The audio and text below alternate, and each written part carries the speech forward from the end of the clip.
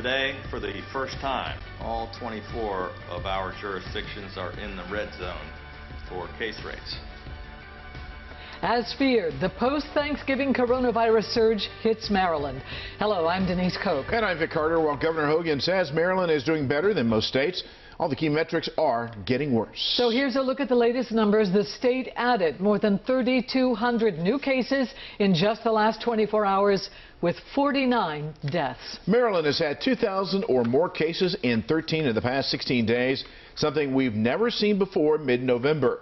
The governor did not announce new restrictions, but some counties and cities have. And WJZ investigator Mike Helgren is live with more on those restrictions and the governor's response to them. Mike. Denise, Vic, a lot of local leaders have been pushing the governor to add restrictions. He explained that they can do as they see fit. They can make things stricter. However, he does not see the need for more statewide restrictions right now. 88% of staffed acute beds in the state are currently occupied, and 87% of ICU beds are currently occupied. Governor Larry Hogan says hospitals are filling up. But his major announcements involve the economy. $75 million in loans to Maryland businesses will be forgiven, and a new executive order will provide businesses relief to increases in unemployment taxes. Every day we try to balance all those competing priorities. We're trying to save people's lives first and foremost and keep our hospitals from overflowing, but we're also trying to keep as many small businesses open and as many people employed and working as possible. Hogan did not announce any new restrictions, while many counties are doing so. I'm not the only one in the region that is taking action. Anne Arundel County's executive announced all indoor and outdoor dining must stop. That starts next Wednesday. Carryout can continue.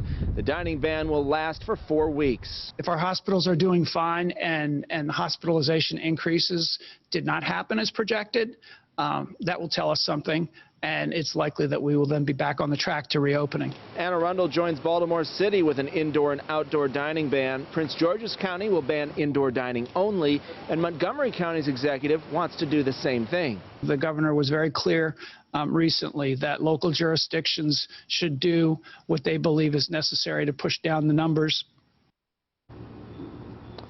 Now, Governor Hogan noted at the press conference that dining out is not the #1 spreader, according to contact tracing.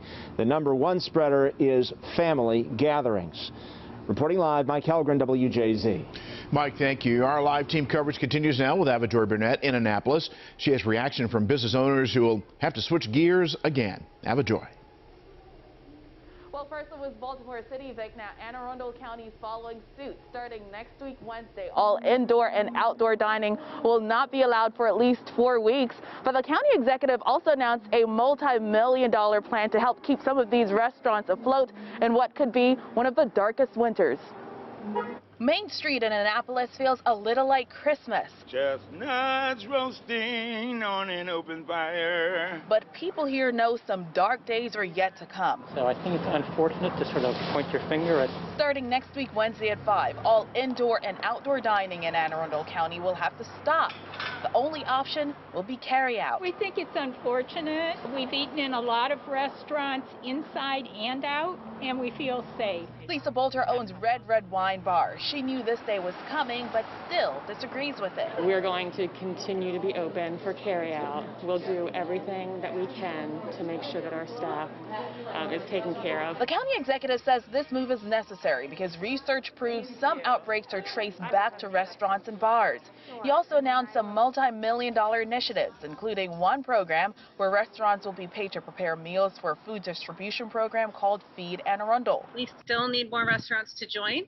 There are opportunities throughout December and with this additional funding, January through June, that we will be working very hard to keep restaurants providing food to those in our community. As restaurants prepare to close, residents continue to support them, including this couple celebrating their 3-year wedding anniversary. To a certain extent, we still want to have a sense of normalcy as we can, and we know that restaurants are, doing everything they can to social distance and just to make the experience comfortable for their customers. So I'm okay with it as long as, it's not crowded or, we kind of sit away from people.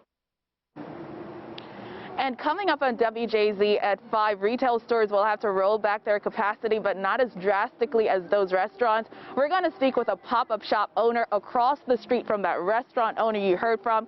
That story at 5. Live at 4 in Annapolis, Ava Joy Burnett for WJZ.